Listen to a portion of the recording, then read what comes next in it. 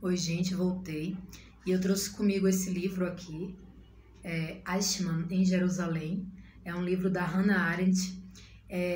Nesse livro, a Hannah ela é uma observadora do julgamento do Eichmann em Jerusalém.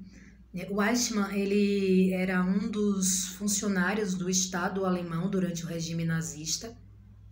Era um oficial e estava aí envolvido, encarregado de funções do Estado que resultavam na morte de judeus, né, dos judeus que estavam sendo perseguidos na Alemanha naquela época. Então, ele trabalhava com o transporte dessas pessoas. É interessante esse livro, a gente vê quantos oficiais ela vai citando e pessoas que foram julgadas pelos crimes que cometeram durante o regime nazista. E isso coloca para a gente uma grande questão. Quando eu digo para a gente, eu estou falando de nós brasileiros, que tivemos uma ditadura militar que assassinou, torturou, cometeu crimes de violência sexual, né? Então, pessoas que trabalhavam para o Estado estavam cometendo esses crimes, estavam matando, desaparecendo com corpos de pessoas, e sendo isso por ordem de um superior, ou sendo isso por sadismo. Sadismo é o prazer em machucar outra pessoa, em ferir outra pessoa.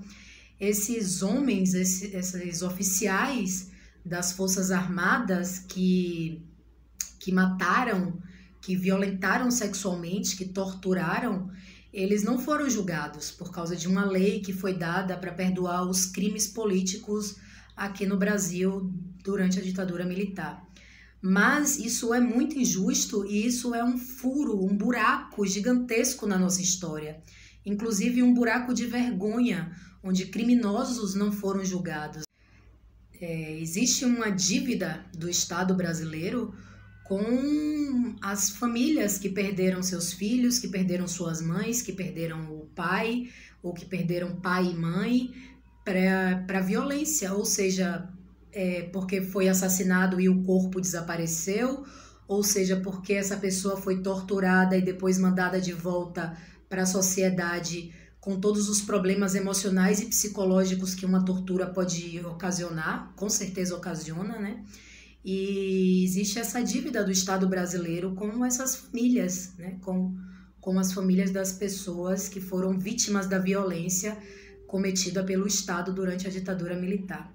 Em 2011, durante o governo da Dilma, uma comissão foi criada em forma de lei, que foi a Comissão Nacional do Direito, Comissão Nacional da Verdade, desculpa, mas é isso, Comissão Nacional da Verdade.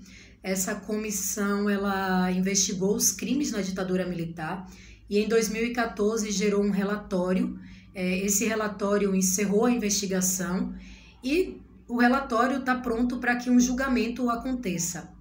Existem vários nomes de funcionários do Estado durante a ditadura militar que estavam envolvidos na tortura. Muitos desses homens já morreram sem nenhum julgamento, alguns ainda estão vivos, ou seja, ainda dá tempo que alguns desses homens sejam julgados. Um dos homens é o Carlos Alberto Brilhante Ustra, que já foi citado no Congresso Nacional pelo Jair Bolsonaro como alguém a ser homenageado, mas é alguém que está, na verdade, em uma lista de horror, uma lista de torturadores. Então, até para que a história fique justa nesse lugar, né, no lugar de dizer assim, o Carlos Alberto Ustra deve ser homenageado como um homem importante para o Brasil, ou ele deve ser visto como um criminoso que cometeu crimes horríveis durante a ditadura militar, sabe? Então, isso também é uma dívida para a nossa história. Colocar um carimbo de realidade na história da ditadura militar no Brasil. Valeu, galera. Um abraço para vocês. Até a próxima. Até a próxima.